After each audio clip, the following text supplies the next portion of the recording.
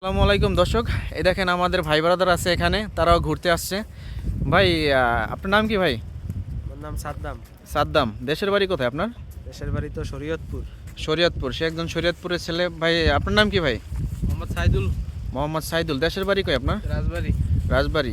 এখানে তো আপনি ঘুরতে আসছেন হবে না? জি। এখন ঘুরা কিরকম লাগতেছে আপনার কাছে? অবশ্য মোটামুটি ভালো, কিন্তু আসল কথা এই জায়গাটা ওরকম ভালো না, দেখতে শুনতে ওরকম ভালো লাগে না।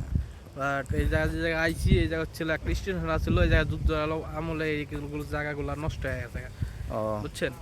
যাই হোক, বুঝতে পারলাম। যাই হোক, মানে বেশি একটা আপনার কাছে ভালো লাগে না ভাই। আপনার কাছে কেমন লাগলো? না, মোটামুটি পরিবেশটা সুন্দরই, শান্ত পরিবেশ, তাই? শান্ত পরিবেশ, কোনো পাশে বাড়িঘর নেই, হুম। খুবই শান্ত এলাকা, ও, শান্ত এলাকা, মানে এক কথায় ঘুরতে মজাই লাগতেছে না? মজাই।